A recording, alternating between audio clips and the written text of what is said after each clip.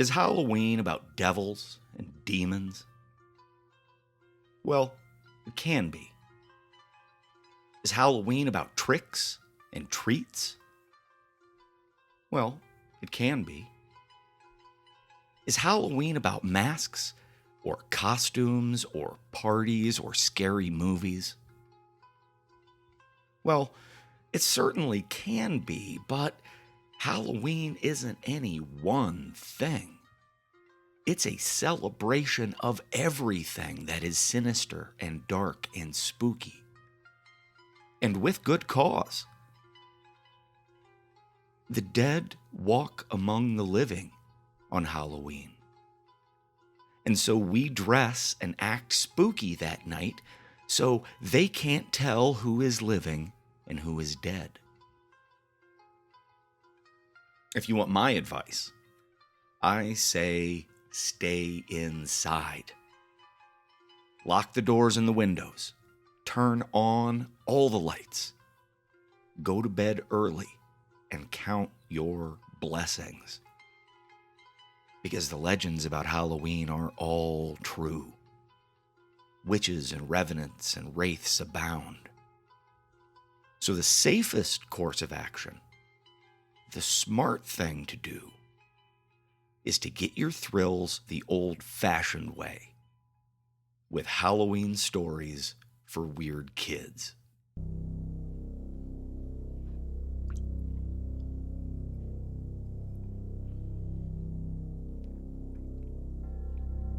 Drinking whiskey in the kitchen and telling scary stories around the fire. Music, monsters, and mayhem, killers, cannibals, and cults, fearful fiction and furious fact, tall tales, and terrible truths. This is a scary home companion.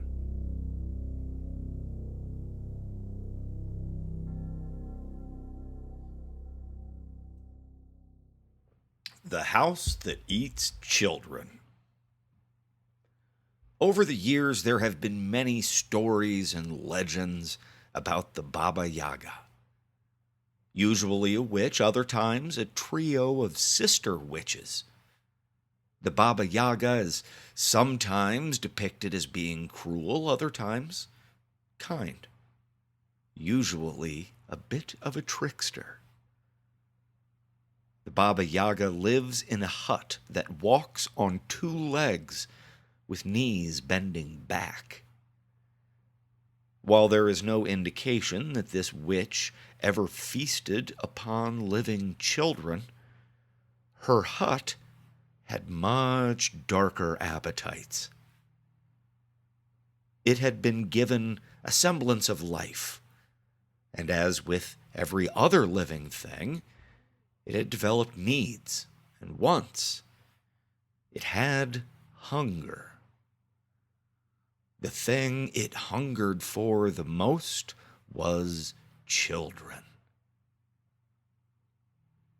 The Baba Yaga could not abide by such acts, but the hut could not continue to exist without them. And so they came to a compromise. One night each year, on the eve of All Hallows, the hut could walk free of the witch. It could go wherever it wanted and eat whomever it pleased. And then, its appetite sated, it would serve the witch faithfully through the rest of the year. Come Halloween, this hut walks under cover of shadow, protected by magics, and looks for just the right neighborhood, for just the right street, with just the right number of soft, tasty, delicious children. The hut settles down in a yard and blends right in with all the other houses. It tucks its mighty backwards legs up under the foundation, and it waits. You can always tell the Baba Yaga's hut by the lack of electric lights, by the foul odor, and by the enormous amount of unwrapped candy sitting on the front porch.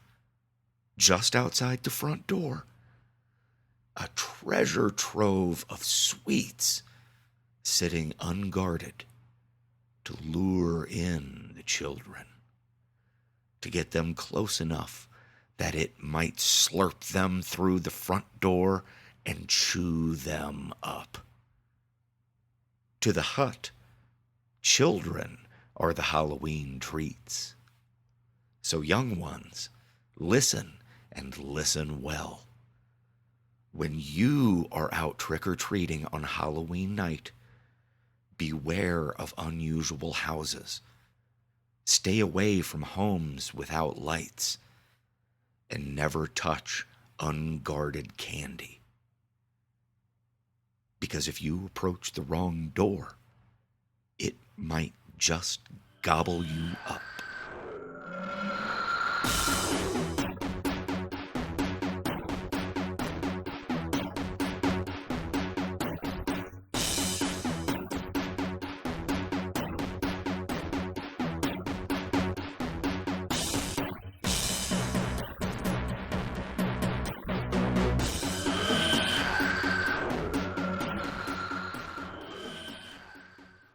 Broken Ballerina. She used to be a dancer, a star. And now they kept her in the deepest sub-basement of the asylum. But before, she had been a world-famous ballerina. A dancer of exquisite lightness and brightness and oh so delicate sprightness. She held the attention of the entire world and drew the hunger of another world. She became haunted by a lurking nightmare, a dancing dream woman who came to her every night, adorned with elegant butterfly wings crafted from the flayed skin of her own back. She got a hold of the ballerina in her dreams and slowly, gradually broke her spirit and ground down her sanity and twisted her into something dark. It was as if her mind was a music box. She was the little dancer spinning inside of it, and the butterfly woman turned the key. Her nightmares intensified. They spread. They metastasized. From that day forward, she could never refuse the music. When she heard any music, any tune, any rhythm or beat or score, she could not help but to lurch to her feet and dance until her legs threatened to snap. Her passion had become her endless waking nightmare, and she was dancing herself quite literally to death. To save herself, to break this curse, she took a hammer and smashed her legs to pieces. She shattered her ankles. She splintered her shins. She cracked her kneecaps, only to find that it did not matter. Ever still, when she heard the music, her mangled legs would pull her upright, and she would pirouette on crunching bone and tearing tissue. And so now they kept her locked away beneath all the other patients in the madhouse, in the inkiest blackness and the most total and profound silence. Down here, she couldn't hear anyone or anything. The walls were carved from stone, covered in sound baffling and heavy tapestries, so that she couldn't even hear her own tiny echo reflect back off the facade. She lived bound to her hospital bed, tied to the frame. Her legs were cracked and broken, riddled with lumps and scars bound together with splints and tape and stitches and gauze. For her to try and walk would grind her fractures together most painfully and rip open her wounds, because the wounds never healed, never fully. The butterfly woman still lived in her dreams. She still turned the key of the music box. The doctors and nurses check her bonds constantly, making sure they are tight. Because for the broken ballerina to hear any sound, any noise at all, she will go mad. She will chew through her bonds. She will leap to her crippled feet and dance until her legs are torn away and she waltzes on jagged stumps.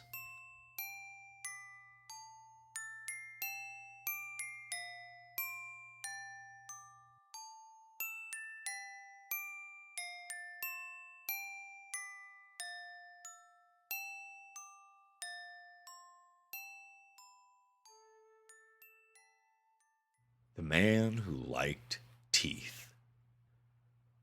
The old man sitting on the park bench was dressed like a priest, but he didn't seem like a priest. Maybe it was just a Halloween costume the park moms were clucking. He stared at the kids as they were playing and shook one mint after the next out of the little tin he kept in his breast pocket. One of the mothers went and sat down next to this priest and introduced herself. And he smiled, but he didn't look at her. He crunched the mint in his mouth and shook out another one. Kids lose a lot of teeth in parks like this one, he said by way of conversation. Especially this time of year, with so many sugary sweets. Sometimes the kids don't even realize it.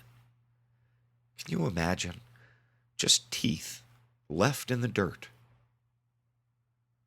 The young mother didn't know what to say, but she no longer wanted to be talking to this creep. On the other hand, she felt that turning her back on him was an even more unwelcome idea. He said, "You may not believe this, but the lost teeth taste better. I can't explain it. I'll harvest if I have to, but I much prefer the found treasures." It was only then that she realized his little tin was not filled with mints, but with baby teeth. And then, right at the end, you get that burst of meaty flavor, and he crunched down on the tooth. I know that you shouldn't be able to taste screams, but I'll be damned if they don't give some seasoning to the enamel. He shook out another tooth and watched the children, smiling.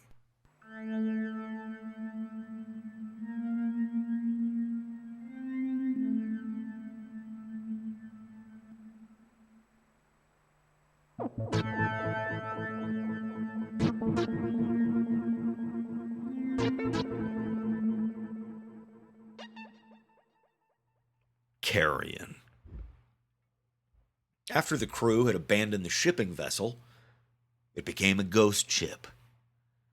Over the months, it drifted out of the Devil's Triangle and up into the northern Atlantic. Only one man remained, left by the others after he had turned feral. The man was alone now, except for the rats. So many rats. Tens of thousands of them, a booming population running completely unchecked until the entire ship was teeming with them. Before long, the resources started to dwindle, and the ship full of trapped rats turned on one another and became cannibals. Through all of this madness, the constant shriek of rat devouring rat one of the little vermin stood out. It possessed a cleverness the others lacked, and this cleverness kept it alive for weeks on end, something most of the other rats could not similarly claim. It was a brutal world on this ship, and many of the other survivor rats wore deep scars or lacked limbs or eyes or other delicate parts. This rat, and for the sake of familiarity, let's call it Ratzo. Although please remember it had no name because it was a rat. Ratzo had not lost any delicate parts and had no deep scars because Ratzo was not a fighter. Ratzo was a thinker. When only the smartest, the toughest, and the strongest rats were left, bloated and fat on the meat of their own families, then the man came out of seclusion to hunt them. His resources had dwindled as well, and now, instead of chasing thousands of small rats, he could hunt a few hundred juicy fat ones. Ratzo led the man to where other rats were hiding. After doing this, the man understood Ratzo's value. He carried his new friend on his bare shoulder and fed him scraps of raw meat. As a team, the man and Ratzo hunted and ate the other rats. The man always skinned them first and kept the bones after. He turned all the rat pelts into a magnificent cape and the bones into his crown.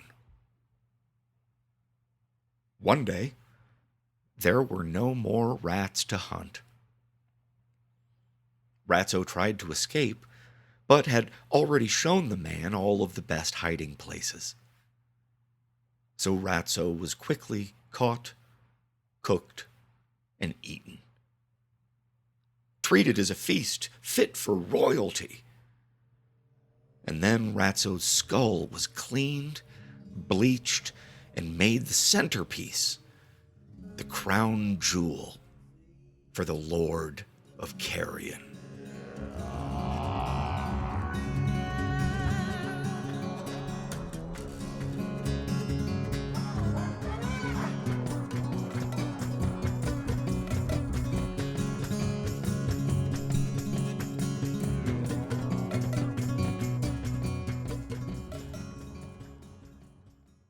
Talk to text.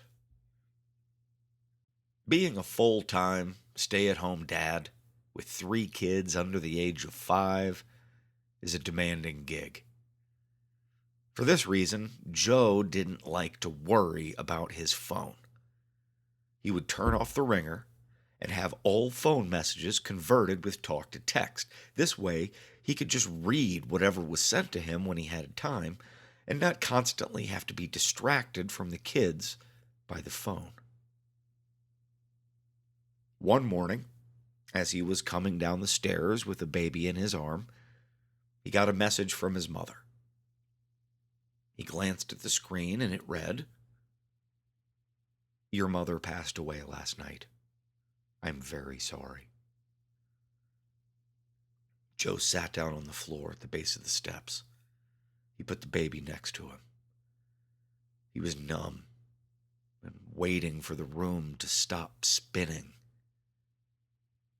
It was too fast. He wasn't devastated. He wasn't even sad. He was still processing it, completely overwhelmed and bewildered. Finally, he had the wherewithal to try and call her back. But before he could dial that number, another message popped up. And it read, "Sorry about that. The TV was really loud." Joe's mother didn't like to type on a phone. Her arthritis was too bad. And she knew that her son didn't like to talk, so she used talk-to-text on her end as well. Apparently, the phone had picked up and transcribed background noise from the TV. Now that Joe knew his mother was okay, that's when the shakes set in. That's when he started trembling. "You really scared me, Ma," he typed out. And then he laughed, a nervous laugh, scaring the baby and causing both the 3-year-old and the 5-year-old to come running in and check on their old man.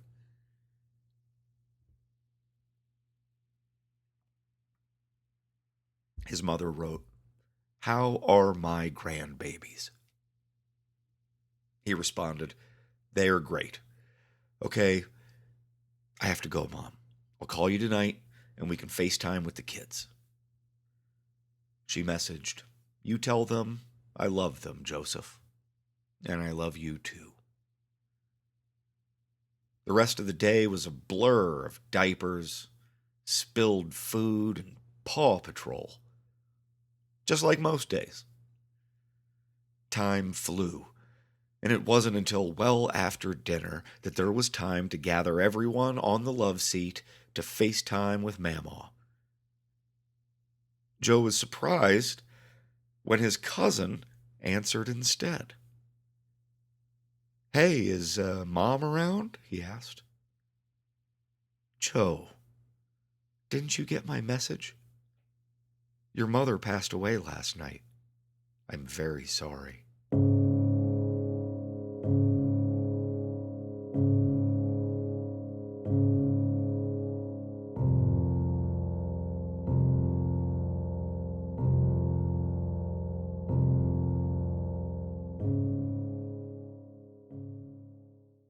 Delicious treats.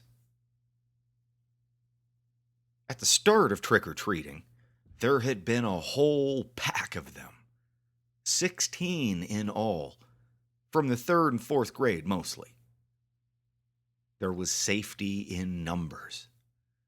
While this neighborhood was not a dangerous one, come Halloween night, the older kids were known to drift in the shadows and rob passers-by, much like old-time highwaymen.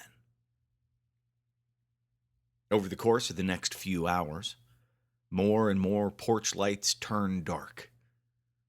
The group dwindled down to a few, then 3, and finally the last 2 trick-or-treaters were parting ways. Jerome went right.